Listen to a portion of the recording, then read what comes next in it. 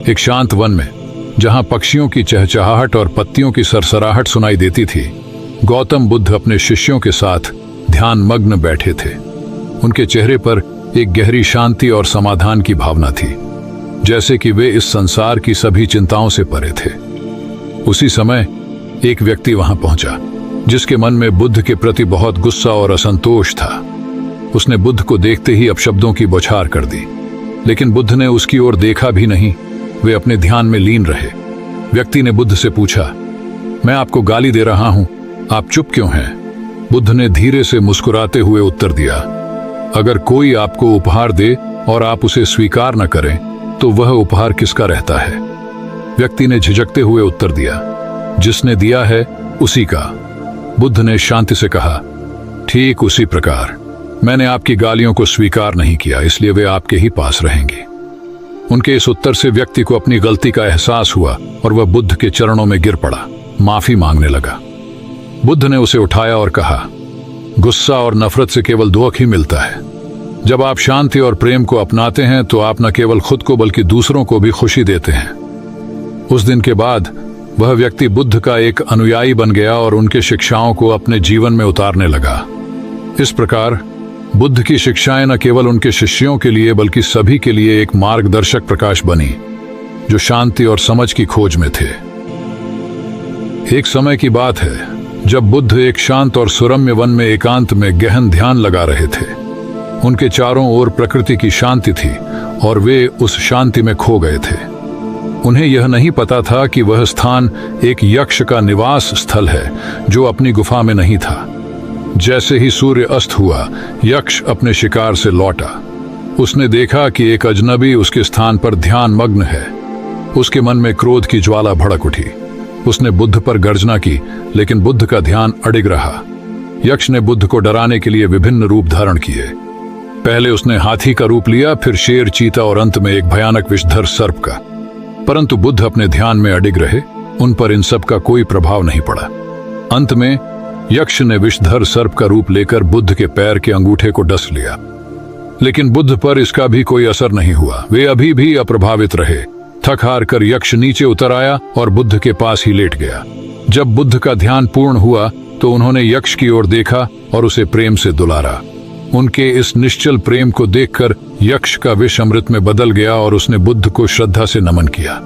इस कहानी का संदेश ये है कि एकाग्रता, प्रेम और संभावना के माध्यम से ही मन की कलुषता पर विजय प्राप्त की जा सकती है। ये कहानी हमें यह भी सिखाती है कि जब हम अपने आंतरिक शांति और संतुलन को बनाए रखते हैं तो बाहरी परिस्थितियां हमें प्रभावित नहीं कर सकती। और जब हम दूसरों के प्रति प्रेम और करुणा दिखाते हैं तो यह न केवल उन्हें बल्कि हमें भी बदल सकता है। धूप की पहली किरण के साथ ही गांव की सीमा पर एक अजीब सी हलचल होने लगी। एक अनजानी बेचैनी और अशांति की लहर गांव के हर कोने में फैल गई। बुद्ध, जो एक विशाल वट वृक्ष के नीचे ध्यान मग्न थे, उन्हें भी इस अशांति का आभास हुआ। उनकी ध्यान लीन आंखें खुलीं और उन्होंने देखा कि एक भीड़ उनकी ओर बढ़ रही थी। उस भीड़ में हर चेहरे पर गुस्सा था और हर आंख में अविश्वास की चिंगारी।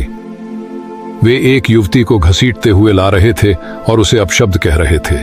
जैसे ही वह समूह नजदीक आया, बुद्ध ने उनसे उस युवती को पीटने और अपशब्द कहने का कारण जानना चाहा। लोगों ने बताया इस स्त्री ने व्यभिचार किया है। ग्रामीणों ने बताया कि उनके समाज के नियमों के अनुसार ऐसी स्त्री को पत्थरों से मारकर सजा देनी चाहिए। तथागत ने उस युवती की ओर देखा और ग्रामीणों से कहा कि वे जो चाहें वह कर सकते हैं, लेकिन उनकी एक शर्त है कि पत्थर फेंकने का हक सिर्फ उसी को है जिसने कभी व्यभिचार नहीं किया हो और जिसके मन में कभी ऐसे विचार ना आए हों। वह पहले अपने दिल की गहराइयों में झांके और यह सोचे कि क्या वह स्वयं पूरी तरह से निर्दोष है। उनके इस कथन से एक गहरी चुप्पी छा गई। ग्रामीणों ने अपने हाथों में उठाए पत्थरों को नीचे रख दिया और एक एक करके वहां से चले गए। उनके चेहरों पर पश्चाताप का भाव था। जब सभी वहां से चले गए तब युवती ने राहत की सांस ली। बुद्ध ने उस युवती की ओर मुस्कुराकर देखा और कहा, जीवन में हम सभी गलतियां करते हैं, लेकिन सच्चा न्याय तब होता है जब हम उन गलतियों से सीखते हैं और उन्हें दोहराने का संकल्प नहीं करते। इस घटना से एक महत्वपूर्ण सत्य सामने आया कि न्याय करने का अधिकार केवल उसी को है जो स्वयं निर्दोष हो। हमारे पास दूसरों के बारे में पूरी जानकारी नहीं होती, इसलिए हमें उनके प्रति न्याय करने से पहले अपने आप को देखना चाहिए। अगर हम सच में किसी के प्रति न्याय करना चाहते हैं तो हमें उन्हें ऐसा प्रेम और स्नेह देना चाहिए कि वे खुद ही अपनी गलतियों को स्वीकार कर लें और उन्हें दोबारा न दोहराने का संकल्प लें। इस घटना ने गांव वालों को एक अनमोल सबक सिखाया। न्याय करने से पहले हमें खुद को देखना चाहिए। एक समय की बात है जब भगवान बुद्ध अपनी दिव्य यात्रा पर निकले थे। वे एक घने जंगल से होकर गुजर रहे थे, जहां की शांति और सुंदरता मन को मोह लेती थी। पक्षियों की चहचहाहट और हवा में फूलों की खुशबू ने उस जंगल को एक स्वर्गीय स्थान बना दिया था। लेकिन इसी शांति के बीच एक असुरी अचानक से बुद्ध के सामने प्रकट हुई। उसके हाथ में चमकता खड्ग था और उसकी आंखों में घृणा की ज्वाला जल रही थी। उसने बुद्ध को रोकते हुए कहा, हे बुद्ध, आज तुम्हारा प्रेम मेरी घृणा के आगे हार जाएगा। आज तुम्हारी जिंदगी का आखिरी दिन है। बुद्ध ने शांत चित्त से उसकी ओर देखा और मुस्कुराते हुए कहा, मैं घृणा, उपहास और द्वेष के सामने नहीं झुकूंगा। मैं निंदा, प्रशंसा या उपहास से विचलित नहीं होता। तुम मुझे नफरत करती हो, पर मैं तुमसे प्रेम करता हूं। असुरी ने आश्चर्य से पूछा, तुम मुझसे प्रेम क्यों करते हो? बुद्ध ने उत्तर दिया, मैं तुम में मां की छवि देखता हूं और मां प्रेम की मूर्ति होती है। उसमें हिंसा का कोई स्थान नहीं होता। यह सुनकर असुरी के हाथ से खड्ग गिर गया। उसकी आंखों में आंसू थे और वह बोली, हे बुद्ध, तुम वरदानी हो। और वह देवी में परिवर्तित हो गई। उसकी दिव्य आभा ने जंगल को और भी रोशन कर दिया और फिर वह अदृश्य हो गई। बुद्ध ने जंगल की ओर देखा और कहा, वास्तव में जो लोग अन्यों के प्रति द्वेष रखते हैं, अंततः घृणा उन्हें खुद को नष्ट कर देती है। घृणा से भरे लोग अंत में घृणा के कारण डूब जाते हैं। प्रेम सत्य की चादर से ढका होता है। सत्य से जुड़ा व्यक्ति हमेशा आनंदित रहता है। सत्य को सिर्फ अपने तक सीमित न रखें, उसे अपने कर्मों में उतारना होगा। सत्य के गुलाब की सुगंध है कर्म। अपने कर्मों को प्रेम और सत्य में नहाकर करें। प्रेम और सत्य इंसान को उन्नति की दिशा में ले जाते हैं। याद रखें, ये दोनों ही पथ परमात्मा की ओर ले जाते हैं। इस पथ पर चलने वाले सहजता से आनंद और शांति प्राप्त कर लेते हैं। और इस तरह बुद्ध ने एक बार फिर दिखाया कि प्रेम और सत्य की शक्ति कितनी अद्भुत है। उनकी यात्रा जारी रही और उनके प्रेम और ज्ञान की गूंज उस जंगल से निकलकर पूरे संसार में फैल गई। एक समय की बात है, घने वन की सुनसान चोटी पर गौतम बुद्ध ध्यान की अवस्था में मग्न थे। उनके आसपास की शांति इतनी अधिक थी कि उनकी अपनी सांसें भी गूंजती हुई प्रतीत होती थीं। बुद्ध ने इस जगह का चयन इसलिए किया था क्योंकि यहां ध्यान लगाने के लिए उत्तम परिस्थितियां थीं। परंतु अचानक इस नीरवता को एक अनपेक्षित शोरगुल ने तोड़ दिया। कुछ नीच प्रकृति के लोग एक वेश्या के साथ वहां विलासिता में लिप्त होने आ गए। उनके आगमन से वातावरण की शुद्धता भंग हो गई और शांति अशांति में बदल गई। उन्होंने मदिरापान प्रारंभ किया। इस दौरान वेश्या ने मौका देखकर वहां से भाग जाने में निकली। उन दुर्जनों ने उसे नग्न कर दिया था। जब मदिरा का प्रभाव कुछ हल्का हुआ तो वे उसे ढूंढने निकले। कुछ ही दूरी पर उन्होंने ध्यान मग्न बुद्ध को देखा। उन्होंने बुद्ध के ध्यान को भंग कर पूछा, क्या आपने यहां से किसी को जाते हुए देखा है? बुद्ध ने नहीं में जवाब दिया। उन्होंने फिर से पूछा, क्या आपने एक खूबसूरत स्त्री को यहां से जाते हुए देखा है? बुद्ध ने फिर इनकार किया। अंत में उन्होंने बेशर्मी से पूछा, क्या यहां से एक नग्न स्त्री को भागते हुए देखा है? बुद्ध ने सहज भाव से उत्तर दिया, यहां से कोई गया तो था, परंतु वह स्त्री थी या पुरुष, यह जानना मेरे लिए असंभव है। जब आपका मन भी कामनाओं से मुक्त हो जाएगा तो आप भी स्त्री पुरुष या वस्त्रित नग्न का भेदभाव नहीं करेंगे। यह सुनकर सभी दुर्जन अपनी गलती का एहसास कर लज्जित होकर वहां से चले गए। इस कहानी की सीख यह है कि सच्ची साधना और ज्ञान का मार्ग विकारों से परे होता है। जब मन वासनाओं से मुक्त होता है तब वह स्त्री पुरुष वस्त्रित नग्न का भेदभाव नहीं करता। यह अवस्था निरपेक्षता की होती है, जहां सभी प्राणियों को समान दृष्टि से देखा जाता है। ये कहानी हमें यह भी सिखाती है कि जब हम अपने आंतरिक विकारों को दूर करते हैं तब हम दूसरों को भी उसी निर्मल दृष्टि से देख पाते हैं। इस प्रकार हम एक अधिक समरस और सामंजस्यपूर्ण समाज की ओर अग्रसर होते हैं। वैशाली के बाहरी इलाके में, जहां धरती प्रकृति की हरियाली से ढकी हुई थी, वहां गौतम बुद्ध ने एक युवती को देखा जो कुएं के पास खड़ी थी। उसकी आंखों में डर के साए थे और वह प्यास से बेचैन नजर आ रही थी। उसके पीछे कुछ सैनिक थे जो उसका पीछा कर रहे थे। बुद्ध ने उसे अपने पास बुलाया और उसे कुएं से पानी निकालकर पीने का आदेश दिया। युवती ने झिझकते हुए बताया कि वह एक अछूत है और उसके पानी निकालने से जल अपवित्र हो जाएगा। उन्होंने युवती से कहा, बेटी, तुम्हारे हाथों से पिलाया हुआ पानी मुझे अमृत समान लगेगा। युवती ने साहस जुटाया और कुएं से पानी निकालकर पहले स्वयं पिया और फिर बुद्ध को भी पिलाया। पानी पीने के बाद बुद्ध ने उससे उसके भय का कारण पूछा। युवती ने बताया कि उसे राजा के दरबार में गाने का मौका मिला था और राजा ने उसे अपने गले की माला पुरस्कार में दी थी। लेकिन जब राजा को पता चला कि वह अछूत है तो उन्होंने उसे कैद करने का आदेश दिया। युवती ने बताया कि वह किसी तरह भागकर वहां तक पहुंची थी। बुद्ध ने राजा की ओर देखा और कहा, इंसान की जाति उसके जन्म से नहीं बल्कि उसके कर्मों से निर्धारित होती है। बुद्ध के मुख से यह बात सुनकर राजा लज्जित हो गए। राजा ने बुद्ध की बातों को सुना और उनके शब्दों की गहराई को महसूस किया। उस दिन के बाद राजा ने अपने राज्य में जाति भेद को समाप्त करने का संकल्प लिया। युवती की कहानी ने न केवल उसके जीवन को बदला बल्कि वैशाली के लोगों के दिलों में भी एक नई आशा और समानता की भावना जगाई। बुद्ध की शिक्षाएं एक बार फिर से सच साबित हुईं कि प्रेम और करुणा ही सच्ची शक्ति है। लंबी यात्रा के उपरांत भगवान बुद्ध मगध के राजगृह से विदा होने की तैयारी में थे। जैसे ही यह समाचार लोगों तक पहुंचा, वे उन्हें उपहार देने के लिए उमड़ पड़े। बुद्ध अपने अनुयायियों के संग बैठकर उपहारों को ग्रहण कर रहे थे। महाराज बिंदुसार ने उन्हें जमीन, अन्न और सवारी की सौगात दी। शहर के प्रमुख व्यापारी ने भी धन, अनाज और सोने के गहने उनके समक्ष चढ़ाए। उपहारों को स्वीकार करने के पश्चात बुद्ध अपना दायां हाथ उठाकर स्वीकृति इंगित कर देते थे। भीड़ में एक गरीब बुजुर्ग महिला भी थी। उन्होंने बुद्ध से कहा, प्रभु, मैं अत्यंत दरिद्र हूं। मेरे पास आपको भेंट करने के लिए कुछ नहीं है। आज मुझे एक पेड़ के नीचे आम मिला। मैं उसे खा रही थी जब मुझे आपके जाने की सूचना मिली। तब तक मैं उस आम का आधा हिस्सा खा चुकी थी। मैं भी आपको कुछ देना चाहती हूँ, पर मेरे पास इस खाए हुए आम के अलावा कुछ नहीं है। इसे स्वीकार करें। वहां मौजूद लोगों, राजाओं और धनी व्यापारियों ने देखा कि बुद्ध अपनी जगह से उठे और नीचे जाकर उस बुजुर्ग महिला का आम स्वीकार किया। राजा बिंदुसार ने आश्चर्य से बुद्ध से पूछा, प्रभु, आपने इतने अनमोल और अद्वितीय उपहारों को तो केवल एक इशारे से स्वीकार किया, पर इस बुजुर्ग महिला के खाए हुए आम को लेने के लिए आप अपनी जगह से उठकर आए। इसमें क्या खास बात है? बुद्ध ने मुस्कुराते हुए कहा, इस बुजुर्ग महिला ने मुझे अपनी सारी संपत्ति दे दी है। आप लोगों ने अपनी कुल संपत्ति का एक बहुत छोटा अंश दिया है और उसके बदले में आपने दान करने का अधिकार भी अपने मन में रखा है।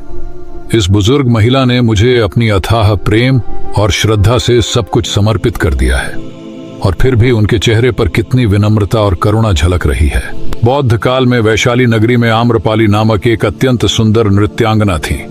उनकी सुंदरता ऐसी थी कि जो भी उन्हें एक बार देख लेता वह उनके रूप पर मोहित हो जाता। उनके प्रेमी में अजातशत्रु भी शामिल थे और कहा जाता है कि उनके पिता बिंदुसार भी उनके प्रेम में थे। आम्रपाली के जीवन पर अनेक काव्य, नाटक और उपन्यास लिखे गए हैं। एक दिन महात्मा बुद्ध अपने शिष्यों के साथ वैशाली पहुंचे, जो उस समय 16 महाजनपदों में से एक प्रमुख जनपद था। वैशाली की समृद्धि और वैभव की ख्याति दूर दूर तक थी। बुद्ध के आगमन की खबर फैलते ही नगरवासी उनसे मिलने और उनके उपदेश सुनने के लिए उत्सुक हो उठे। बुद्ध का चरित्र इतना प्रभावशाली था कि कोई भी उनसे मिले बिना नहीं रह सकता था। आम्रपाली भी बुद्ध से मिलने की इच्छुक थी। उन्होंने बुद्ध को अपने घर भोजन के लिए आमंत्रित किया। उनकी सादगी और प्रेमपूर्ण विनती ने बुद्ध को प्रभावित किया और उन्होंने आम्रपाली के आमंत्रण को स्वीकार कर लिया। जब बुद्ध के शिष्यों को पता चला कि बुद्ध ने एक गणिका के घर भोजन करने का निमंत्रण स्वीकार किया है तो उन्होंने इसका विरोध किया। लेकिन बुद्ध ने उन्हें समझाया कि आम्रपाली ने उन्हें जिस निश्चल और पवित्र भावना से आमंत्रित किया उसे वे कैसे अस्वीकार कर सकते थे। बुद्ध नियत समय पर आम्रपाली के घर भोजन के लिए गए। आम्रपाली ने बुद्ध के आगमन की प्रतीक्षा की और उनका स्वागत किया। उन्होंने बुद्ध को अपने हाथों से भोजन परोसा और उनकी आवभगत की। बुद्ध के शिष्यों ने जब आम्रपाली को इतनी श्रद्धा और समर्पण से बुद्ध की सेवा करते देखा तो उनके मन में अपने गुरु के प्रति सम्मान और बढ़ गया। आम्रपाली ने बुद्ध के व्यक्तित्व से प्रभावित होकर उनकी शरण में जाने का निर्णय लिया और अपनी सारी संपत्ति बौद्ध मठ के नाम कर दी और भिक्षुणी बन गई। अनादिकाल से जब भी प्रकृति का संतुलन बिगड़ता है, मानव जीवन पर इसका गहरा प्रभाव पड़ता है। ऐसा ही एक समय था जब एक राज्य में वर्षा ने अपना मुंह मोड़ लिया और धरती ने अपनी हरियाली खो दी। नदियां सूख गईं, फसलें बर्बाद हो गईं और लोग भूख और प्यास से तड़पने लगे। इस दुखद दृश्य को देखकर गौतम बुद्ध का हृदय भी विचलित हो उठा। गौतम बुद्ध ने अपने अनुयायियों को एकत्रित किया और उनसे कहा, देखो, हमारे भाई बहन कितने कष्ट में हैं, उनकी मदद करना हमारा धर्म है। जो भी तुमसे बन पड़े वह करो। लोगों ने बुद्ध की बातें सुनी, लेकिन उनके दिलों पर कोई असर नहीं हुआ। वे अपने घरों को लौट गए, लेकिन वहां एक गरीब आदमी था जिसके पास न तो अन्न था और न ही धन। उसके पास सिर्फ एक जोड़ी वस्त्र थे जो उसके तन को ढके हुए थे। वह सोच में पड़ गया, अगर मैं ये वस्त्र दान कर दूं तो मैं नंगा हो जाऊंगा। लेकिन फिर उसने सोचा, जन्म से लेकर मृत्यु तक हम सब कुछ यहीं छोड़ जाते हैं। अगर साधु और सन्यासी बिना वस्त्र के रह सकते हैं तो मैं क्यों नहीं। इस विचार के साथ उसने अपने वस्त्र उतारे और बुद्ध के चरणों में रख दिया। बुद्ध ने उसे आशीर्वाद दिया और वह आनंदित होकर अपने घर की ओर चल दिया। वह उत्साह से चिल्लाते हुए कह रहा था, मैंने अपने मन के आधे हिस्से पर विजय प्राप्त कर ली है। इतने में ही राजा की सवारी उसके पास से गुजरी। उस निर्धन की बात सुनकर राजा ने उसे अपने पास बुलाया और पूछा कि तुमने अपने मन के आधे हिस्से को कैसे जीता। उस निर्धन ने उत्तर दिया कि बुद्ध दुखियों के लिए सहायता मांग रहे थे। इसे सुनकर मैंने अपने कपड़े दान कर दिए। पहले मेरा मन इसके विरुद्ध था, लेकिन फिर मैंने उसे समझाया कि इंसान जन्म से लेकर मृत्यु तक निर्वस्त्र ही रहता है। राजा ने उसे देखा और उसकी कहानी सुनकर बहुत प्रभावित हुए। राजा ने उसे मोतियों का हार और कीमती उपहार दिए। गरीब आदमी ने वे सभी उपहार लेकर बुद्ध के चरणों में अर्पित कर दिए। बुद्ध ने उसे गले लगाते हुए कहा, जो अपने सब कुछ दूसरों के लिए त्याग देता है उसकी तुलना में कोई नहीं होता। इस कहानी से हमें यह सीख मिलती है कि सच्ची उदारता और दान वह होता है जो निस्वार्थ भाव से किया जाए। यह भी दर्शाता है कि व्यक्ति को अपने आंतरिक मूल्यों को समझना चाहिए और भौतिक वस्तुओं के मोह से ऊपर उठकर दूसरों की मदद करनी चाहिए। अंत में यह बताता है कि जो लोग दूसरों के लिए अपना सब कुछ दे देते हैं वे सच में समृद्ध होते हैं। एक समय की बात है जब भगवान बुद्ध अपने अनुयायियों के साथ पाटलिपुत्र की यात्रा पर थे। वहां पहुंचकर सभी ने एक विहार में विश्राम किया और भोजनोपरांत बुद्ध ने आनंद से कहा कि वे अगले दिन से उपदेश शुरू करेंगे। जब उपदेश का समय आया तो बहुत से लोग उन्हें सुनने के लिए एकत्रित हुए। उपदेश देने के पश्चात बुद्ध लोगों से मिले, उनकी समस्याओं को सुना और उन्हें अच्छी सलाह दी। एक दिन जब उपदेश चल रहा था, आनंद ने बुद्ध से पूछा कि इतने सारे लोगों में सबसे अधिक सुखी कौन है। बुद्ध ने दूरदर्शी नजरों से भीड़ को देखा और कहा, उस व्यक्ति को देखो जो सबसे पीछे बैठा है, वही सबसे अधिक सुखी है। आनंद इस बात से सहमत नहीं थे और उन्होंने कहा कि यह कैसे संभव है, वह तो बहुत गरीब दिखाई देता है। बुद्ध ने अपनी बात को साबित करने के लिए एक एक करके लोगों से पूछा कि उन्हें क्या चाहिए। हर किसी की कोई न कोई इच्छा थी। फिर बुद्ध ने उस गरीब आदमी से पूछा और उसने हाथ जोड़कर कहा कि उसे कुछ नहीं चाहिए। अगर भगवान उसे कुछ देना चाहते हैं तो बस इतना कि उसके अंदर कोई इच्छा ना हो। उसने कहा कि वह इसी में सबसे बड़ा सुख मानता है।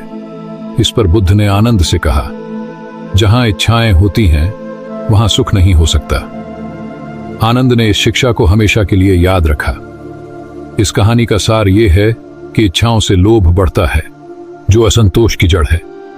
सच्चे सुख की प्राप्ति के लिए इच्छाओं के बजाय जो कुछ भी हमारे पास है उसमें संतोष रखना चाहिए।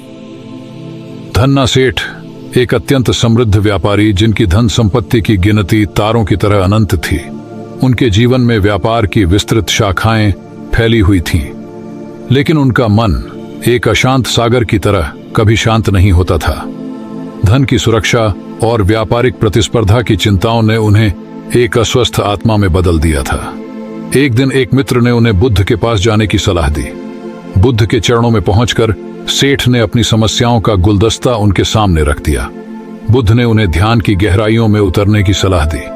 सेठ ने ध्यान की राह पकड़ी, लेकिन उनका मन ध्यान की गहराइयों में नहीं डूबता था। जब भी वे ध्यान की गोद में बैठते, उनका मन व्यापारिक चिंताओं की भूल भुलैया में खो जाता। उन्होंने बुद्ध को यह बात बताई, लेकिन बुद्ध ने कोई विशेष उपाय नहीं बताया।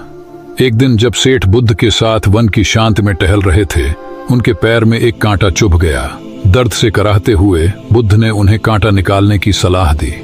सेठ ने ऐसा ही किया और दर्द से राहत पाई। बुद्ध ने इस घटना के माध्यम से सेठ को समझाया कि जिस प्रकार उन्होंने कांटे को निकालकर दर्द से मुक्ति पाई, उसी प्रकार उन्हें अपने मन के कांटे मोह, क्रोध, घमंड और द्वेष को भी निकालना होगा। तभी वे शांति की अनुभूति कर सकेंगे। सेठ ने बुद्ध की शिक्षा को अपने हृदय में उतारा और अपने मन को निर्मल बनाने का संकल्प लिया। धन्ना सेठ ने अपने जीवन को एक नई दिशा दी, जहां वे शांति और संतोष के साथ जीवन बिताने लगे। इस कहानी से मिलने वाली सीख यह है कि जीवन में धन और संपत्ति की अधिकता होने के बावजूद मन की शांति और संतोष ही वास्तविक समृद्धि है। धन्ना सेठ की कहानी हमें बताती है कि बाहरी सफलता और वैभव के पीछे भागने से ज्यादा महत्वपूर्ण है अपने अंतर्मन की गहराइयों में झांकना और वहां के कांटों को निकालना। जब हम अपने मन के कांटे मोह, क्रोध, घमंड और द्वेष को निकाल देते हैं, तभी हम शांति और सच्ची खुशी का अनुभव कर सकते हैं। एक बार भगवान बुद्ध भिक्षा मांगने एक किसान के घर पहुंचे। तथागत को भिक्षा मांगते देख किसान ने तिरस्कार से कहा, मैं खेत जोतकर और बीज बोकर खाता हूं, तुम्हें भी ऐसा ही करना चाहिए। बुद्ध ने उत्तर दिया, महाराज, मैं भी खेती करता हूं। इस पर किसान ने जिज्ञासा से पूछा, गौतम, मैंने न तो तुम्हारा हल देखा है, न बैल और न ही खेती का स्थान, तो तुम कैसे कहते हो कि तुम भी खेती करते हो? बुद्ध ने समझाया, महाराज, मेरे पास आस्था के बीज हैं, तप की वर्षा है, प्रजा की तरह जोत और हल है, चिंतन की रस्सी है, स्मरण और सचेतता के फाल हैं और प्रेम के बैल हैं। मैं अपने वचन और कर्मों को संगठित रखता हूं। मैं अपने खेत को निरर्थक घास से मुक्त रखता हूं और आनंद की फसल काटने तक प्रयासरत रहता हूं। अप्रमाद मेरा बैल है जो बाधाओं को देखकर भी नहीं रुकता और मुझे सीधे शांति के धाम तक ले जाता है। इस तरह मैं अमृत की खेती करता हूं। एक दिन मल्लुक्या पुत्र ने बुद्ध से पूछा, भगवान, आपने कभी नहीं बताया कि मृत्यु के बाद क्या होता है। बुद्ध मुस्कुराए और पूछा, अगर कोई व्यक्ति यात्रा कर रहा हो और अचानक उसके शरीर में विषैला बाण घुस जाए तो उसे क्या करना चाहिए? क्या उसे पहले बाण को निकालना चाहिए या यह पता लगाना चाहिए कि बाण कहां से आया है और किसने चलाया है? मल्लुक्या पुत्र ने उत्तर दिया, पहले तो बाण को निकालना चाहिए, अन्यथा विष पूरे शरीर में फैल जाएगा। बुद्ध ने कहा, बिल्कुल सही। अब बताओ, क्या हमें पहले इस जीवन के दुखों का निवारण करना चाहिए या मृत्यु के बाद की बातों के बारे में सोचना चाहिए? मल्लुक्या पुत्र अब समझ गया था और उसकी जिज्ञासा शांत हो गई। एक दिन एक व्यक्ति बुद्ध के पास आया। वह बहुत चिंतित था। उसके मन में अनेक प्रश्न थे, जैसे कि आत्मा क्या है, मनुष्य मृत्यु के बाद कहां जाता है, सृष्टि का निर्माता कौन है, स्वर्ग और नरक की अवधारणा कितनी सच है और क्या ईश्वर है। जब वह बुद्ध के पास पहुंचा तो उसने देखा कि बुद्ध कई लोगों के प्रश्नों का उत्तर दे रहे थे। वह व्यक्ति वहां का दृश्य देखकर और भी चिंतित हो गया। उसने सोचा कि इन सांसारिक चिंताओं से क्या लाभ, क्यों न अपने आध्यात्मिक पथ पर चलें और इन समस्याओं से दूर रहें। लेकिन बुद्ध का व्यवहार देखकर उसे ऐसा लगा कि बुद्ध इन लोगों के दुखों को अपना समझते हैं। अंत में उस व्यक्ति ने पूछा, महाराज, आपको इन सांसारिक चिंताओं से क्या लेना देना?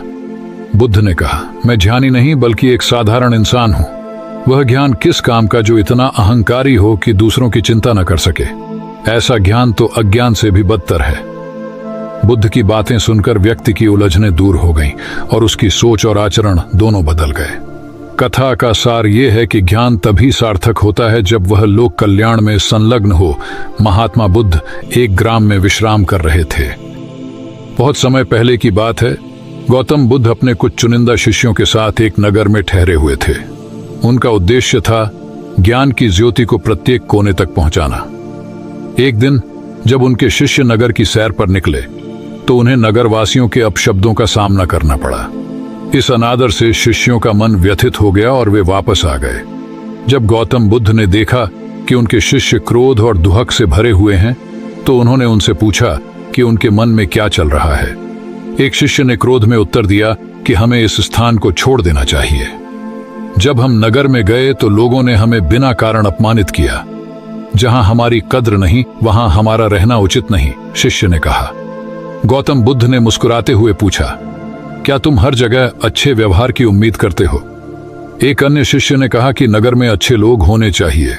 तब गौतम बुद्ध ने समझाया, किसी स्थान को केवल इसलिए त्यागना उचित नहीं कि वहां के लोग अनुचित व्यवहार करते हैं। हम संत हैं, हमारा कर्तव्य है कि हम जहां भी जाएं वहां के लोगों को अपनी अच्छाइयों से प्रभावित करें और उन्हें सुधारने का प्रयास करें। हमारे अच्छे व्यवहार से वे कब तक बुरा बर्ताव कर सकते हैं?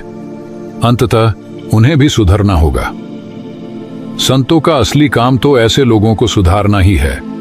असली परीक्षा तो तब होती है जब हम विपरीत परिस्थितियों में भी अपने आप को साबित कर सकें, बुद्ध ने कहा।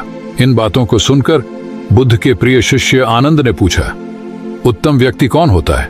गौतम बुद्ध ने उत्तर दिया, जैसे युद्ध में आगे बढ़ता हुआ हाथी चारों ओर से आने वाले बाणों को सहन करते हुए भी अपनी राह पर चलता रहता है, वैसे ही उत्तम व्यक्ति भी दूसरों के कटु शब्दों को सहन करते हुए अपने कर्तव्य की ओर अग्रसर रहता है। खुद पर नियंत्रण रखने वाला ही सच्चा व्यक्ति होता है। गौतम बुद्ध के इन शब्दों को सुनकर शिष्यों को समझ आ गई कि उनका असली कर्तव्य क्या है। उन्होंने उस स्थान को छोड़ने का विचार त्याग दिया और नगरवासियों के प्रति करुणा और समझ के साथ व्यवहार करने का निश्चय किया। उन्होंने सीखा कि असली उत्तम व्यक्ति वह होता है जो विपरीत परिस्थितियों में भी अपने आदर्शों पर अडिग रहता है और दूसरों के लिए एक मिसाल बनता है। इस प्रकार शिष्यों ने अपने गुरु की शिक्षाओं को आत्मसात किया और नगर में रहकर लोगों को अच्छाई की राह दिखाने का निश्चय किया। उन्होंने सीखा कि असली उत्तम व्यक्ति वह होता है जो विपरीत परिस्थितियों में भी अपने आदर्शों पर अडिग रहता है और दूसरों के लिए एक मिसाल बनता है। उन्होंने नगरवासियों के प्रति करुणा और समझ के साथ व्यवहार करने का निश्चय किया और उनके दिलों में बदलाव लाने की कोशिश की। धीरे धीरे नगरवासियों ने भी शिष्यों के अच्छे व्यवहार और उनकी शिक्षाओं को देखकर अपने व्यवहार में सुधार किया। बहुत समय पहले की बात है। एक गांव में गौतम बुद्ध के आगमन की सूचना फैल गई। गांव के लोगों में खुशी की लहर दौड़ गई और वे सभी उनके दर्शन के लिए उत्सुक हो उठे। बुद्ध के शब्दों में जो ज्ञान और शांति की गहराई थी, उसे सुनने के लिए हर कोई आतुर था। उसी गांव में एक साधारण किसान रहता था जो बुद्ध का अनन्य भक्त था। उसने बुद्ध को अपने गांव आने का निमंत्रण दिया था और बुद्ध ने उसका आमंत्रण स्वीकार कर लिया। जब बुद्ध गांव पहुंचे तो वहां की गलियों में चहल पहल बढ़ गई। लोगों की भीड़ उनके वचनों को सुनने के लिए एकत्रित हो गई, परंतु वह किसान वहां नहीं था। किसान के बैल उसी दिन खो गए थे और वह इस दुविधा में था कि बुद्ध के प्रवचन को सुने या अपने बैलों की खोज करे। उसने अपने कर्तव्य की ओर ध्यान दिया और बैलों की खोज में निकल पड़ा। घंटों खोजने के बाद जब उसे अपने बैल मिले तो वह थका हुआ घर लौटा और सो गया। अगले दिन वह किसान बुद्ध के पास पहुंचा और अपनी अनुपस्थिति के लिए क्षमा मांगी। बुद्ध ने उसे स्नेहपूर्वक समझाया, तुम मेरे सच्चे अनुयायी हो। तुमने उपदेश से अधिक कर्म को महत्व दिया। अगर तुम कल बैलों की खोज न करते हुए मेरे प्रवचन को सुनते तो मेरी बातें तुम्हारे लिए अर्थहीन होती, क्योंकि तुम्हारा मन बैलों में ही लगा रहता। तुमने कर्म को प्राथमिकता देकर सराहनीय कार्य किया। और इस प्रकार उस किसान ने हमें एक महत्वपूर्ण सीख दी। जीवन में हमारी जिम्मेदारियों और कर्तव्यों का पालन करना ही सच्ची आध्यात्मिकता है। जो भी भूमिका हमें निभानी हो उसे पूरी ईमानदारी और समर्पण से निभाना चाहिए। यही धर्म का सार है, क्योंकि प्रत्येक धर्म कर्म को ही सर्वोपरि महत्व देता है।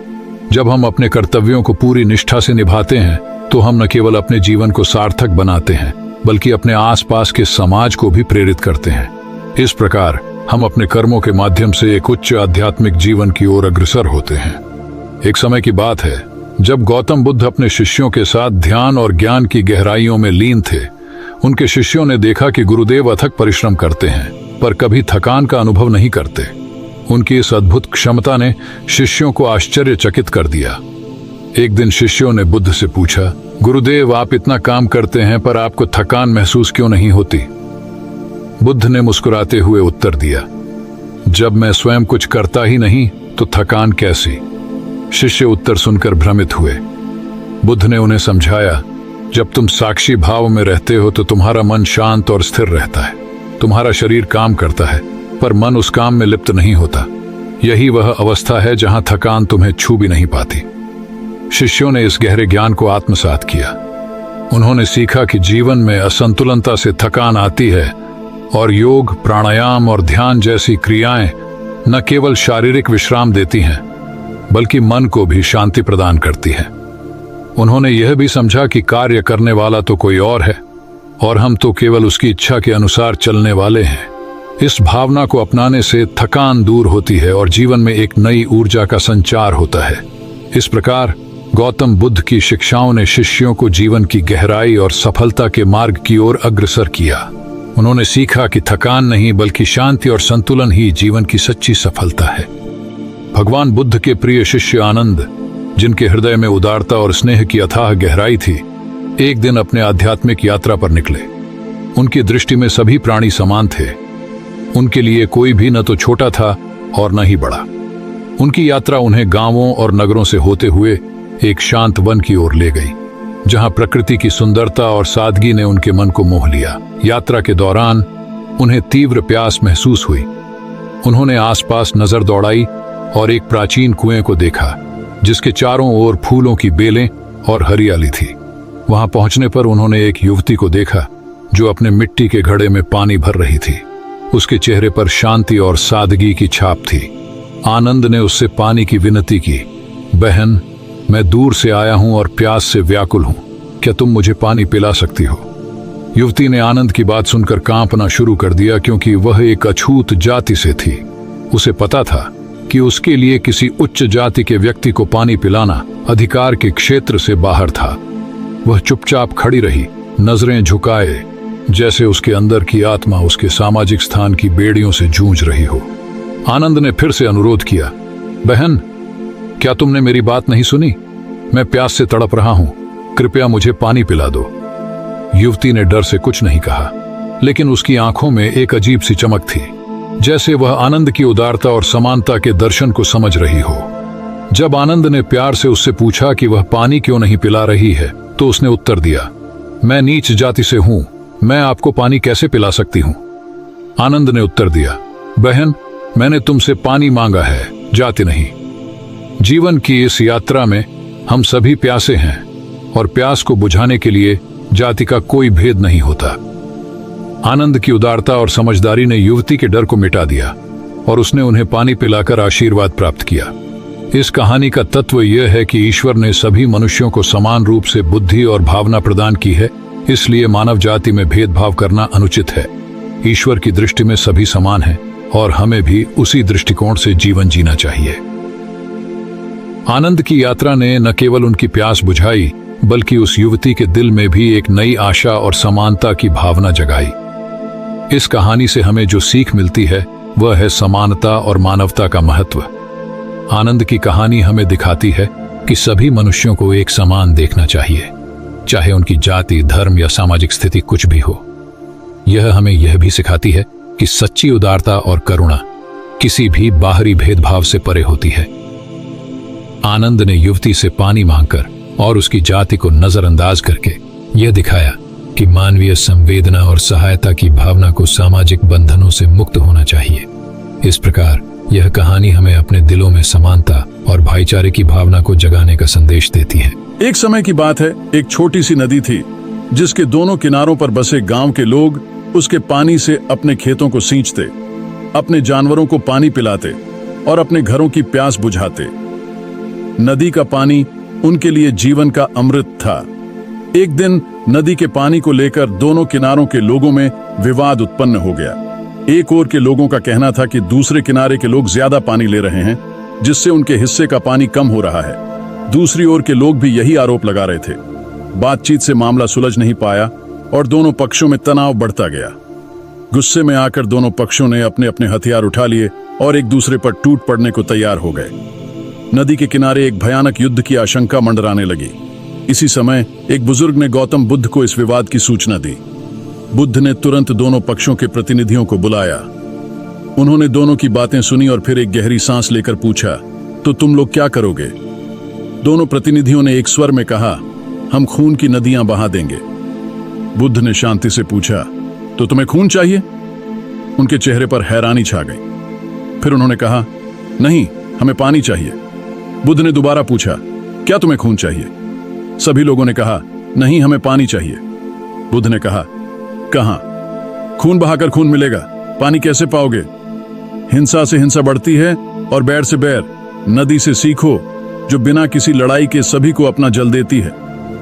बुद्ध के ये शब्द उन प्रतिनिधियों के दिलों में उतर गए। उन्होंने अपने विवाद को भुलाकर मिलजुल कर पानी का उपयोग करने का निर्णय लिया और इस तरह उनकी समस्या का समाधान हो गया। इस कहानी से हमें यह सीखने को मिलता है कि संघर्ष और हिंसा से कभी भी समाधान नहीं निकलता। समझदारी और सहयोग से ही हम अपनी समस्याओं का हल निकाल सकते हैं, और यह भी कि जब हम शांति और समझदारी से काम लेते हैं तो बड़ी से बड़ी समस्या भी आसानी से हल हो जाती है।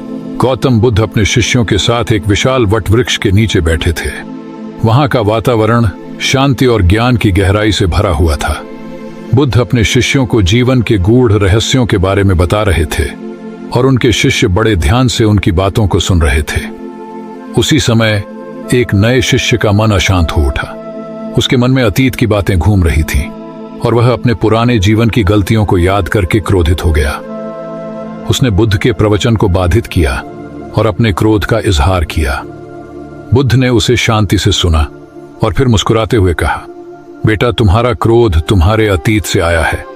अतीत बीत चुका है और वर्तमान ही सच है।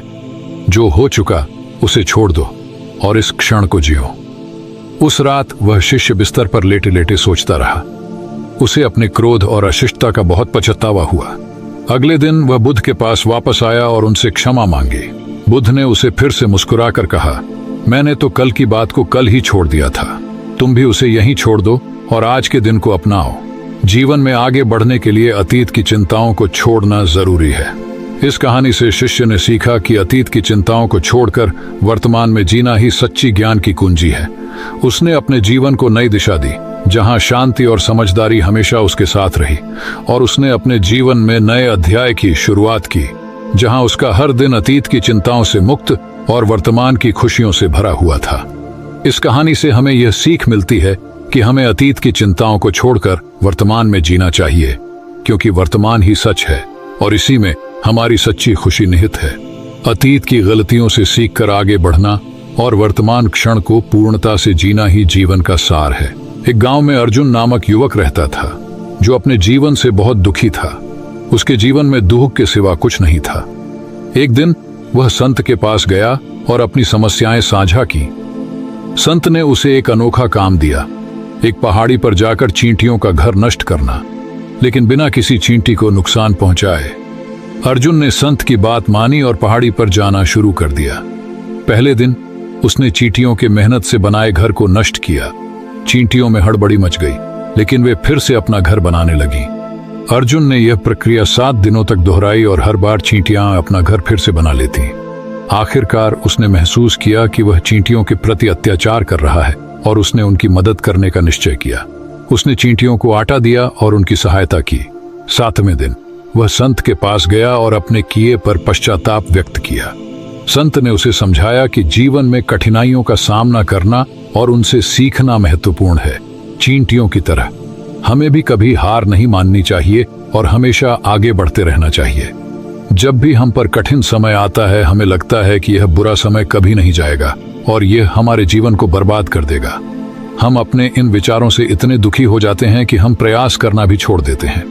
लेकिन अगर हम बार बार उठकर फिर से नया प्रयास करते रहेंगे तो प्रकृति भी एक दिन हमारे सामने घुटने टेक देगी और हमें वह सब कुछ देगी जिसकी हमने कामना की थी। तुमने खुद देखा कि तुम चींटियों को तबाह करने गए थे, लेकिन बाद में तुम ही उन पर कृपालु हो गए, क्योंकि तुमने देखा कि वे चींटियां हार नहीं मान रही थीं। इसी तरह अगर तुम भी अपने जीवन में कभी हार नहीं मानोगे तो एक दिन प्रकृति तुम्हें वह सब कुछ देगी जो तुम चाहते थे। इसलिए 2 सीखें याद रखना, कर्मशीलता और धैर्य। एक बार एक धनी व्यक्ति ने अपनी नींद की समस्याओं को लेकर एक बौद्ध भिक्षु के पास जाने का निर्णय लिया। उसने भिक्षु से कहा कि वह रात में देर से सोता है और जब सोता है तो रात भर करवटें बदलता रहता है और सुबह उठने पर थका हुआ और बेचैन महसूस करता है। व्यक्ति ने भिक्षु से अपनी इस समस्या का समाधान बताने का अनुरोध किया। भिक्षु ने उसे गौतम बुद्ध की गहरी नींद के रहस्य के बारे में एक कहानी सुनाने का निर्णय लिया।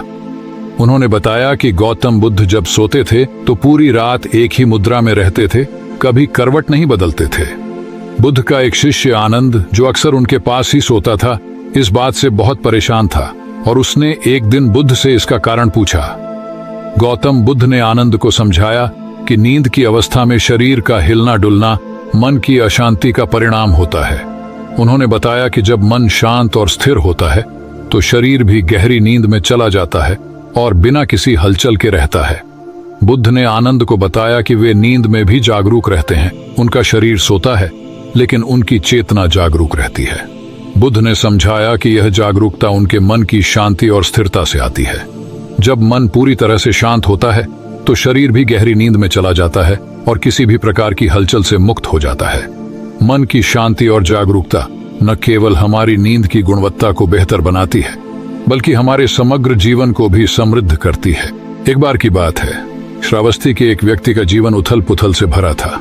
वह शांति की तलाश में था और उसने सुना कि गौतम बुद्ध के उपदेशों में वह शांति छिपी हुई है जिसकी उसके तलाश है।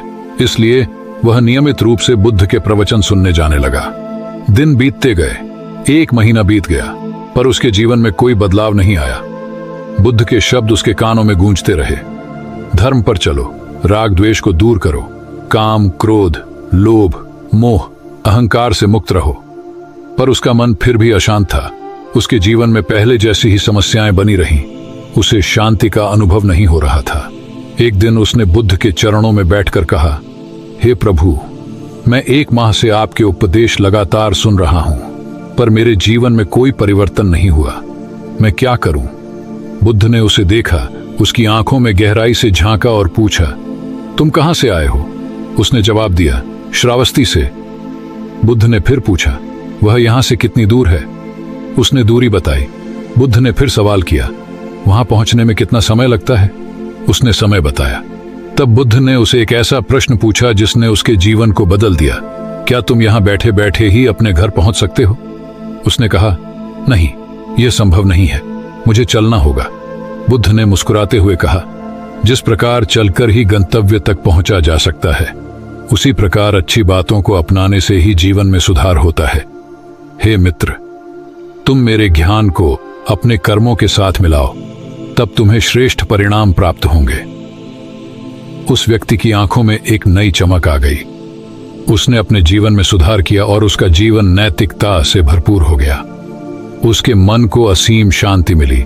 इस कहानी से हमें यह सीख मिलती है कि ज्ञान का महत्व तभी है जब हम उसे अपने कर्मों में उतारें। सिर्फ उपदेश सुनना पर्याप्त नहीं है, उन्हें जीवन में लागू करना जरूरी है। आत्म सुधार के लिए स्वयं के प्रयास आवश्यक हैं और ज्ञान के साथ कर्म का संगम ही वास्तविक परिवर्तन ला सकता है। एक छोटे से गांव में, जहां हर सुबह कोयल की कूक से शुरू होती थी, वहां 2 भाई अपनी शरारतों से सभी को हैरान कर देते थे। उनकी चंचलता ने गांव की शांति में भूचाल ला दिया था।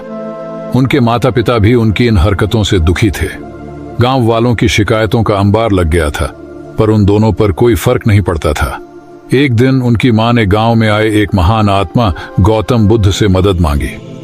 बुद्ध ने उन्हें एक अनोखी सलाह दी। बड़े बेटे को जब बुद्ध के पास भेजा गया तो बुद्ध ने उससे पूछा, भगवान कहाँ है? बेटे की चुप्पी पर बुद्ध ने प्रश्न दोहराया और इस बार उनकी आवाज में एक गंभीरता थी। बेटा डर से भाग खड़ा हुआ और अपने भाई को बताया कि लोग उन्हें भगवान के गायब होने का दोषी मान रहे हैं। यह सुनकर छोटा भाई भी घबरा गया और उस दिन से दोनों ने अपनी शरारतें छोड़ दी। इस कहानी से हमें यह सीखने को मिलता है कि कभी कभी जब सीधे तरीके से सुधार न हो तो कभी कभी टेढ़े मार्ग का सहारा लेना ही पड़ता है। गौतम बुद्ध के उपदेश समाप्त होने पर अनेक जिज्ञासु उनके पास आते और अपने प्रश्नों के उत्तर पाते। एक बार एक ग्रामीण ने बुद्ध से पूछा, भगवान, आप वर्षों से शांति, सत्य और मुक्ति के मार्ग का प्रचार कर रहे हैं, परंतु अब तक कितनों को मुक्ति प्राप्त हुई? बुद्ध ने उत्तर दिया, तुम कल फिर आना, मैं तुम्हारे प्रश्न का उत्तर दूंगा, पर उससे पहले तुम्हें एक कार्य करना होगा। गांव में जाकर हर एक से पूछना कि वे शांति, सत्य और मुक्ति की इच्छा रखते हैं या नहीं। अगले दिन ग्रामीण ने गांव में घूम घूम कर सभी से पूछा, पर किसी को भी शांति, सत्य और मुक्ति की चाह नहीं थी। किसी को धन की आवश्यकता थी तो किसी को प्रतिष्ठा, कोई संतान की कामना कर रहा था तो कोई लंबी आयु की। ग्रामीण ने बुद्ध के पास आकर कहा, यह गांव बड़ा अजीब है प्रभु। हर कोई कुछ न कुछ चाहता है, पर शांति, सत्य और मुक्ति की चाह रखने वाला कोई नहीं। बुद्ध ने जवाब दिया, इसमें अजीब कुछ भी नहीं है। हम सभी अधिकतर सुख की चाह रखते हैं, शांति की नहीं। सुख की खोज में लोग अक्सर शांति के पथ को छोड़ देते हैं। इस कारण वे सुख और शांति दोनों को नहीं पाते। मूल बात यह है कि इंसान सुख की तलाश में भौतिक वस्तुओं की ओर देखता है, जो उसकी इच्छाओं को बढ़ाता है, और ये इच्छाएं कभी भी शांति को नहीं आने देती। शांति की राह संतोष और सीमित इच्छाओं में होती है, और शांति ही वास्तविक सुख का स्रोत है, क्योंकि सच्चा सुख शरीर से ऊपर आत्मा में होता है। ग्रामीण ने बुद्ध के इस उत्तर को सुना और गहराई से सोचने लगा। उसे एहसास हुआ कि वह भी उन्हीं भौतिक इच्छाओं के जाल में फंसा हुआ था। उसने बुद्ध से पूछा, प्रभु, फिर हमें क्या करना चाहिए? कैसे हम इस भौतिक जगत की इच्छाओं से परे जाकर शांति पा सकते हैं? बुद्ध ने मुस्कुराते हुए उत्तर दिया, जीवन में संतुलन बनाना जरूरी है।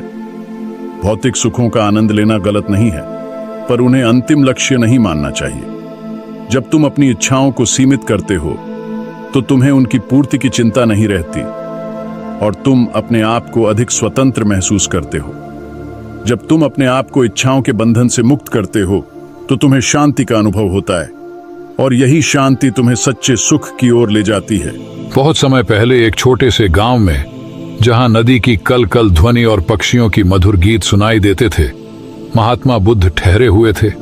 गांव के लोग उनके ज्ञान और उपदेशों के प्रति इतने आकर्षित थे कि शाम ढलते ही वे एकत्रित होते और बुद्ध के प्रवचनों को सुनने के लिए उत्सुक रहते। उनके उपदेशों में ऐसी अद्भुत शक्ति थी कि लोगों की भीड़ उन्हें सुनने के लिए उमड़ पड़ती थी। उसी गांव में एक युवक था जो नियमित रूप से बुद्ध के प्रवचनों को सुनने आता था। उसके मन में बुद्ध के प्रति गहरी श्रद्धा थी। प्रवचन समाप्त होने के बाद वह बुद्ध के पास गया और अपने मन की उलझन उनके समक्ष रखी।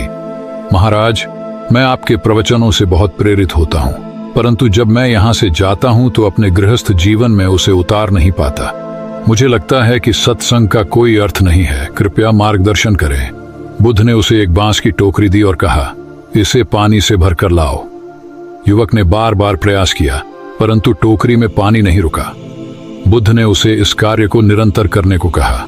युवक ने दिन प्रतिदिन टोकरी में पानी भरने का प्रयास किया, परंतु हर बार वह असफल रहा। कुछ दिनों के बाद बुद्ध ने उससे पूछा, क्या तुमने टोकरी में कोई परिवर्तन देखा? युवक ने उत्तर दिया, हाँ महाराज, पहले टोकरी के साथ मिट्टी जमा होती थी, टोकरी अब साफ दिखाई देती है, मिट्टी और गंदगी नहीं रही, और टोकरी के छेद पहले जैसे बड़े नहीं हैं, छोटे हो गए हैं। तब बुद्ध ने उसे समझाया, यदि इसी तरह उसे पानी में लगातार डालते रहोगे तो कुछ ही दिनों में ये छेद फूलकर बंद हो जाएंगे और टोकरी में पानी भर पाओगे। बुद्ध ने कहा, इसी प्रकार जो व्यक्ति निरंतर सत्संग में आता है उसका मन भी शुद्ध होता जाता है। अवगुणों के छिद्र धीरे धीरे भरने लगते हैं और गुणों का जल उसमें स्थान पा लेता है। युवक को अपने प्रश्न का उत्तर मिल गया।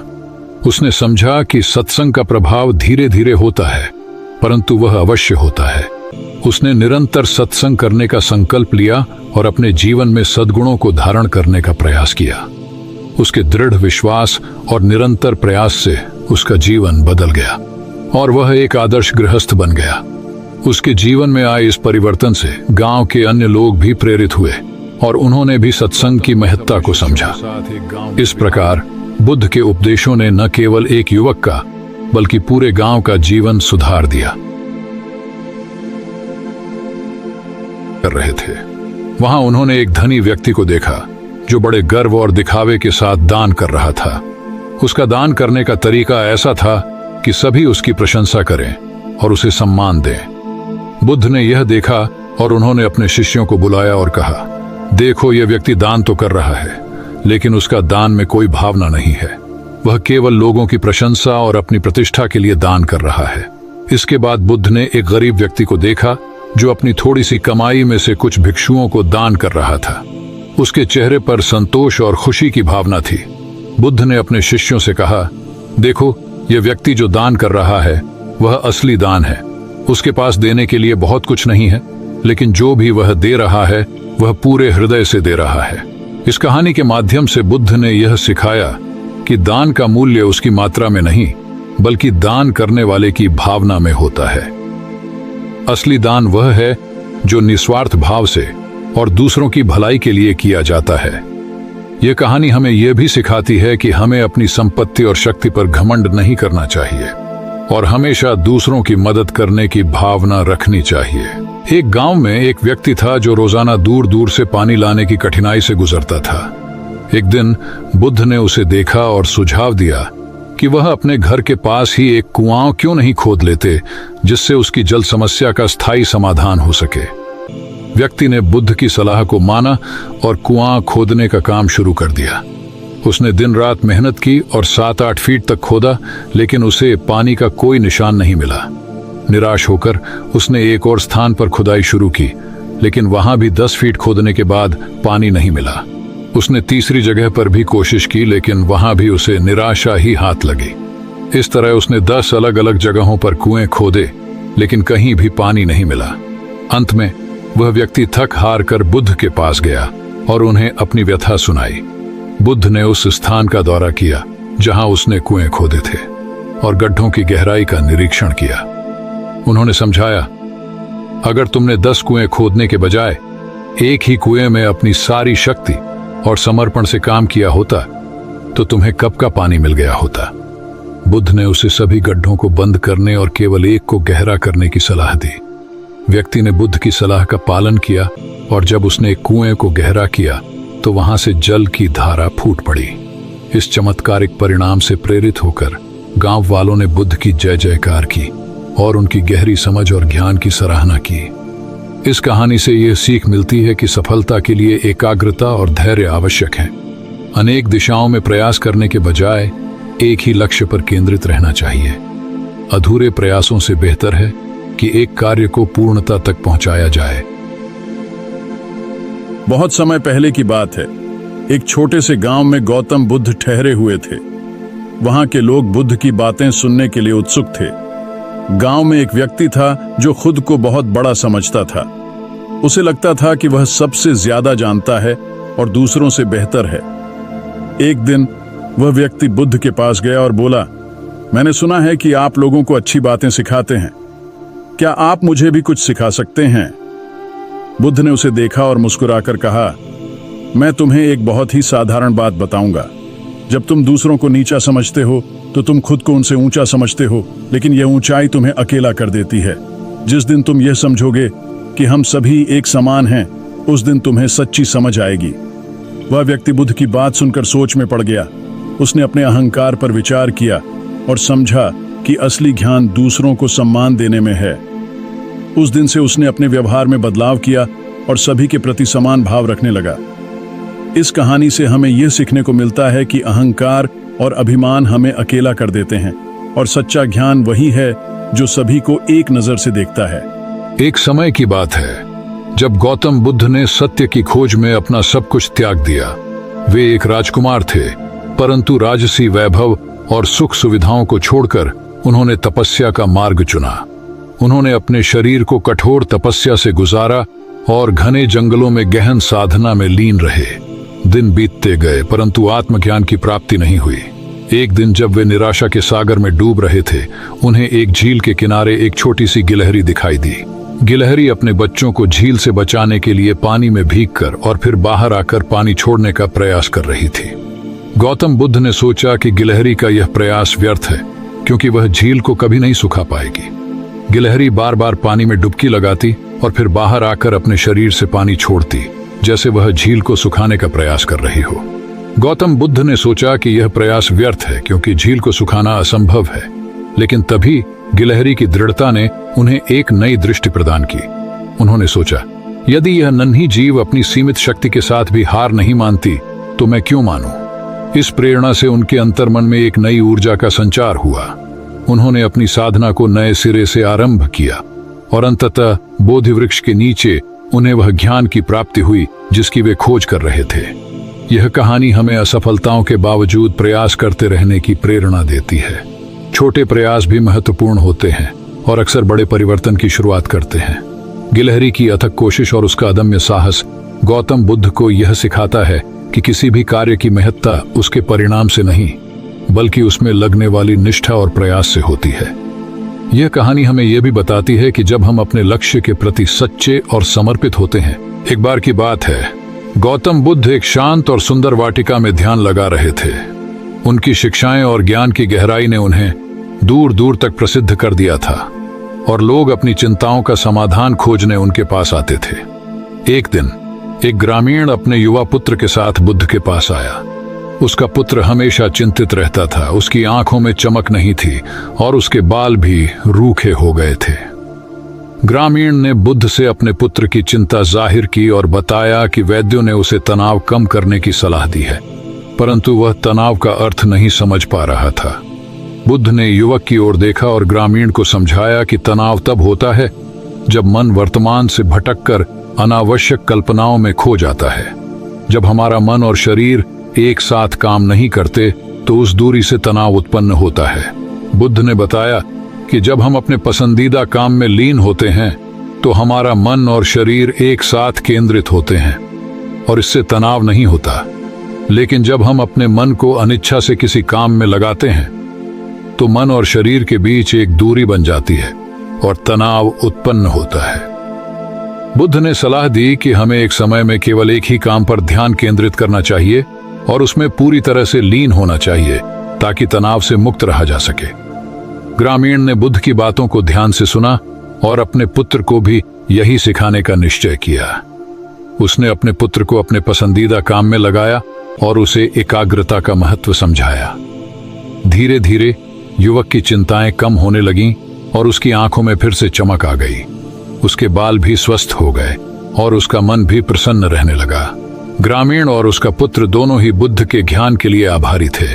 यह कहानी हमें यह सिखाती है कि हमें अपने काम में पूरी तरह से लीन होना चाहिए और अपने मन को भटकने नहीं देना चाहिए ताकि हम तनाव से मुक्त रह सकें और एक स्वस्थ जीवन जी सकें। इससे हमें यह भी सीख मिलती है कि वर्तमान क्षण में जीना और अपने काम में पूरी तरह से समर्पित होना हमें आंतरिक शांति और संतोष प्रदान करता है। एक गुरुकुल में एक शिष्य था जिसका मन अक्सर भटक जाता था। उसकी आंखें नदी किनारे खेलती युवतियों की ओर खींची चली जाती और वह उन्हें छिपकर देखा करता। उसका मन उनकी सुंदरता में इतना खो गया कि उसका ध्यान अपने गुरुकुल के कार्यों से हट गया। वह परेशान रहने लगा। उसका किसी काम में मन नहीं लगता था। एक दिन उसके गुरु ने उसकी इस हालत को देखा और उसे समझाने का निर्णय लिया। गुरु ने शिष्य को अपने साथ कुटिया के बगीचे में ले गए, जहां एक नाली थी जिससे नदी का पानी बगीचे के पौधों तक आ रहा था। गुरु ने शिष्य से पूछा कि क्या वह इस पानी के बहाव को रोक सकता है। शिष्य ने उत्तर दिया कि हाँ, वह ऐसा कर सकता है। उसने मिट्टी और पत्थरों का उपयोग करके पानी को रोकने का प्रयास किया, लेकिन पानी ने अपना रास्ता बना लिया और फिर से बहने लगा। गुरु ने इसे एक उपमा के रूप में उपयोग किया और शिष्य को समझाया कि जीवन में विचारों का बहाव भी इसी तरह होता है। हम उन्हें रोक नहीं सकते, लेकिन हम उन्हें संतुलित कर सकते हैं। उन्होंने शिष्य को बताया कि विचारों को दबाने की बजाय उन्हें संतुलित करना चाहिए और अपने मन को सकारात्मक कार्यों में लगाना चाहिए। शिष्य ने गुरु की इस सीख को अपनाया और अपने जीवन में संतुलन और सकारात्मकता लाने का प्रयास किया। उसने सीखा कि जीवन में संतुलन ही सबसे बड़ा धर्म है और इसी से आंतरिक शांति और संतोष प्राप्त होता है। अंत में शिष्य ने अपने आप को पहचाना और अपने जीवन को सार्थक दिशा दी। उसकी संगति बदली और उसने अपने विचार बदले, जिससे उसके जीवन में शांति और संतोष आया। इस प्रकार शिष्य ने जीवन की गहराई को समझा और एक संतुलित जीवन जीने की ओर अग्रसर हुआ। एक गांव में जहां सत्य, अहिंसा और दया की प्रतिमूर्ति बुद्ध ने अपने कदम रखे, वहां कुछ अज्ञानी लोगों का बुद्ध से सामना हुआ। वे लोग बुद्ध के विरोधी थे। उनके मुख से अपशब्दों की झड़ी लग गई। बुद्ध के शिष्य इस व्यवहार से आहत हुए, लेकिन बुद्ध ने उन्हें धैर्य रखने की सीख दी। उन्होंने कहा, ये लोग अपशब्द कह रहे हैं, अगर ये पत्थर भी फेंकते तो भी मैं उन्हें रोकता नहीं। ये अपनी भावनाएं व्यक्त करना चाहते हैं, परंतु क्रोध के कारण वह अपनी बात सही तरीके से कह नहीं पा रहे हैं। बुद्ध ने आगे कहा, 10 वर्ष पहले अगर यही लोग मुझे गाली देते तो मैं भी उन्हें गाली देता, लेकिन अब मैं लेन देन से मुक्त हो चुका हूं। क्रोध से अपशब्द निकलते हैं और जब गांव वालों ने बुद्ध को अपशब्द कहे तो बुद्ध ने अपने शिष्यों से कहा, इन लोगों को बताओ कि जब वहां के लोग फल और मिठाई लेकर आए थे तो मैंने उन्हें वापस कर दिया था, क्योंकि लेने वाला विदा हो चुका है। शिष्यों ने बताया कि गांव वालों ने मिठाइयों को गांव में बांट दिया होगा। बुद्ध ने कहा, उन्होंने मिठाइयां तो गांव में बांट दी, पर मैं उनसे कहूंगा कि अपशब्द न बांटें। बुद्ध ने फिर कहा, ये लोग अब शब्दों के थाल सजाकर लाए हैं, परंतु यह गलत आदमी के पास आ गए हैं। मुझसे क्रोध नहीं करवा सकते। ठीक खूंटी की तरह जो किसी को नहीं टांगती, लोग उस पर वस्त्र टांग देते हैं। इस प्रकार बुद्ध ने अपने शिष्यों को और गांव वालों को अपशब्दों की अनदेखी करने और क्रोध को नियंत्रित करने का महत्वपूर्ण पाठ पढ़ाया। उनके शब्दों में न केवल ज्ञान की गहराई थी, बल्कि शांति और सहिष्णुता का भी संदेश था। इस कहानी से हमें सीख मिलती है, जब हम क्रोधित होते हैं तो हम अक्सर वह नहीं कह पाते जो हमारा दिल चाहता है। इसलिए हमें शांत रहना चाहिए और दूसरों के क्रोध का जवाब क्रोध से नहीं, बल्कि समझदारी और धैर्य से देना चाहिए। अगर कोई हमें बुरा भला कहे तो हमें उसे वापस नहीं कहना चाहिए। इससे हम अपने आप को नकारात्मकता से बचा सकते हैं और शांति की ओर बढ़ सकते हैं। ये सीख हमें बताती है कि शांति और समझदारी से ही हम अपने आप को और दूसरों को बेहतर बना सकते हैं। एक समय की बात है जब विश्व के महान ज्ञानी गौतम बुद्ध एक शांत और मनोरम बगीचे में ध्यान मग्न बैठे थे। उनके चारों ओर फूलों की महक और पेड़ों की हरियाली ने एक स्वर्गिक वातावरण बना रखा था। उनके चेहरे पर गहरी शांति और संतोष की झलक थी। उसी समय उनके एक प्रिय शिष्य पूर्ण ने उनके पास आकर विनम्रता से अभिवादन किया। पूर्ण ने बुद्ध के ध्यान में खलल न डालते हुए चुपचाप उनके पास बैठ गया। बुद्ध ने अपनी आंखें खोली और पूर्ण की ओर देखा। उन्होंने पूर्ण से उसके आगमन का कारण पूछा। पूर्ण ने उत्तर दिया, गुरुदेव, मैं धर्म का प्रचार करने के लिए जाना चाहता हूं और इसके लिए मुझे आपकी आज्ञा की आवश्यकता है। बुद्ध ने मुस्कुराते हुए पूर्ण को समझाया, पूर्ण, धर्म का मार्ग बहुत कठिन है। जब तुम लोगों को अच्छी बातें बताओगे तो कुछ लोग उससे नाराज हो सकते हैं और तुम्हें बुरा भला कह सकते हैं। पूर्ण ने दृढ़ता से उत्तर दिया, गुरुवर, मैं इसे इस तरह से देखूंगा कि उन्होंने केवल कठोर शब्द कहे हैं, मुझे शारीरिक हानि तो नहीं पहुंचाई। बुद्ध ने आगे कहा, हो सकता है कि कुछ लोग तुम पर हाथ उठा दें। पूर्ण ने उत्तर दिया, तब मैं इसे इस तरह से स्वीकार करूंगा कि उन्होंने उस पर किसी हथियार से प्रहार नहीं किया। बुद्ध ने फिर से पूछा, अगर कुछ लोग उस पर हथियारों से वार करें तो क्या होगा? पूर्ण ने प्रत्युत्तर दिया, अगर वे उसे घायल कर दें तब भी मैं इसे इस तरह से देखूंगा कि उन्होंने उसे जान से तो नहीं मारा है। बुद्ध ने अंतिम प्रश्न किया, और अगर वे तुम्हारी जान ले लें तो? पूर्ण ने विनम्रता से सिर झुकाते हुए कहा, अगर वे मेरे प्राण ले लेते हैं तो मैं उनका आभारी होऊंगा कि उन्होंने मुझे धर्म के पथ पर अपने प्राणों की आहुति देने में मदद की। मैं उनके प्रति कृतज्ञता रखूंगा। इसके बाद बुद्ध ने अपनी आंखें पूरी तरह से खोली और पूर्ण को आशीर्वाद देते हुए कहा, तुम अब धर्म का प्रचार करने के योग्य हो। जो व्यक्ति किसी में भी दोष नहीं देखता वही वास्तव में सच्चा है। इस प्रकार धर्म के मार्ग पर चलने का अर्थ है अनेक